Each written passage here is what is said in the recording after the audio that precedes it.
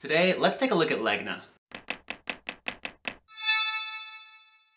Greetings Realm Lords, COR Bricks here, and today I want to continue on with the tour of the Circle of Realms. Now for those of you who are new here, Circle of Realms is a ginormous LEGO wargame that I've built and put together, and it's divided up into 4 distinct regions or realms. And in my last tour video, I brought us on a tour of the region of Maria, which is kind of like the grassy, lush area in the Circle of Realms.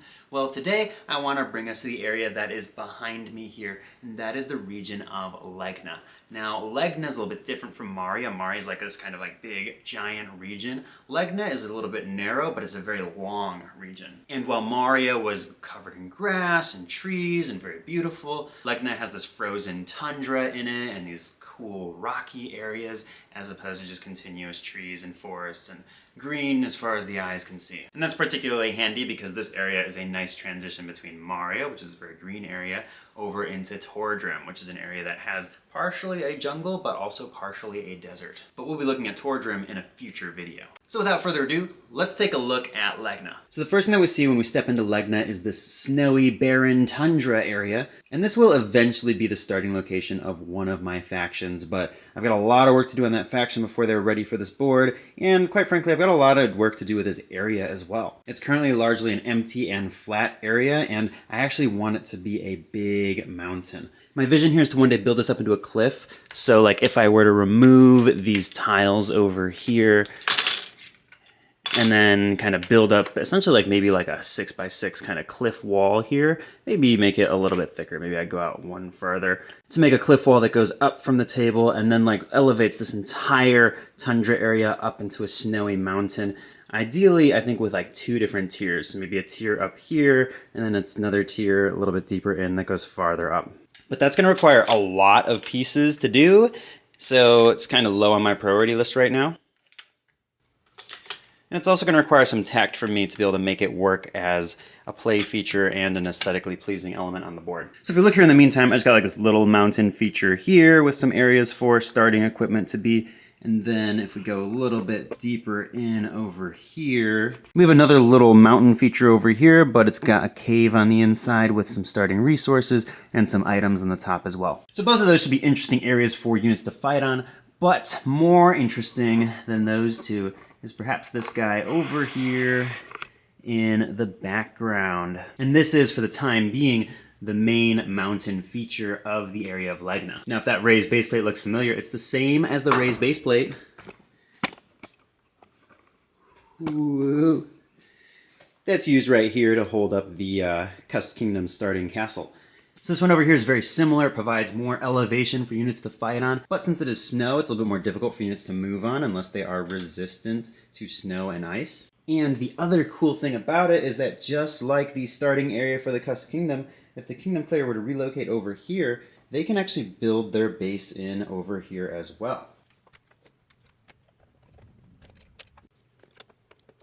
And just like that, the Cursed Kingdom can become the Winter Kingdom. Almost the entire Cursed Kingdom base can be relocated over here. There's just one segment that cannot be removed and replaced, and that's that towering segment in the back left. So if the kingdom rebuilds over here, we have to build one building off of this mountain. And if you look at this from the other side, this isn't the most impressive mock I've ever made, but it does have this sort of skelly winter face on it over here. And it is a multi-leveled area where units can fight inside of it and beneath it, and they can climb up and do all sorts of cool things in here. And if we come in for a closer look, you can see how on the inside we have these different levels that units can access and different things going on in each one. Some parts of this pop off to make it easier for you to play on. So this top snaps off so that you can see the inside of the mountain. And 2 other parts come off. That would be this little chunk over here that pops right off. That way you can see what is inside, which is a Bionicle mask. This is the altar of the All-Mother, which has a Bionicle mask. I think this was New Jew's mask back in the day when I was really big on Bionicle. Just incorporated it in there for a little bit of detail. That mask also helps to flesh out the lore because since this is the mountain of the All-Mother, it has one of our 4 sages in it. This is the Legna sage, and it is the All-Daughter. She pops off right here. So this is Erlyn, the All-Daughter. She is a Mother Nature themed sage in the Circle of Realms. She gives quests just like Aina of the Swamp did. If we get a closer look at her, she's got this staff with this kind of purple lightsaber-y blade thing, making it up with a gem at the bottom of it. And Erlyn is a very nature-based character in the Circle of Realms. She's kind of obsessed with anything that can harm Mother Earth. And her magic is based on gemstones, which people normally use for money and resources in the Circle of Realms. So as you find gemstones with her, instead of depositing them into your treasury, you can actually equip them onto her staff, and that increases her power. She has one ability where extra gemstones increase her defense or her armor, and she has another ability where she can use these gemstones to channel magic into spells that attack people.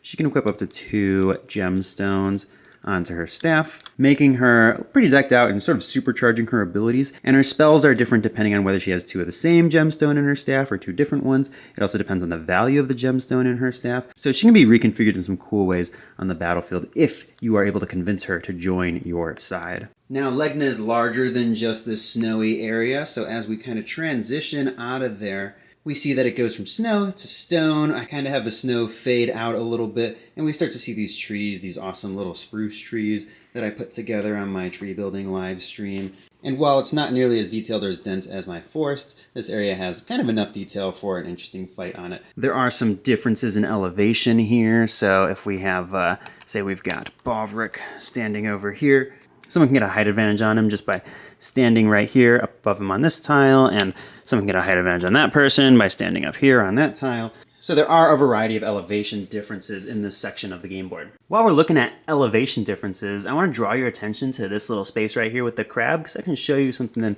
kind of interesting here. So when I made my game board, because it kind of relies on everything being held tightly in place by sort of by the tight constraints of the board and the rim and all that stuff, my board really depends on having almost exact measurements to fit all of these plates on and have them sit next to each other nice and tightly, but not be moving around. And needless to say, I'm not that talented of a woodworker, so I don't exactly have that in all areas of my board. So what I did do is some of these elevated spaces, actually, if you look underneath them, you can see that I put these 2x2 plates on to raise them up, but I didn't make them flush with the end here. I put a little bit of space here so that this can overlap ever so slightly onto the plate next to it that's below it. And that kind of gives me a little bit of freedom to wiggle things around a little bit more than I normally could. And so in areas that aren't perfectly measured, I can just plop in spaces like this, and it overlaps just slightly on this little blue tile in front of it, so that if I need a little bit more room, I can get it. So it gives me a little bit more wiggle room so I can fit spaces in comfortably around it. It's kind of a good way to cheat without having to redo the board or put in spacers or anything like that. So Legna is definitely my most incomplete of areas on the game board. So please let me know if you got any suggestions or ideas for things I can use to spruce up Legna.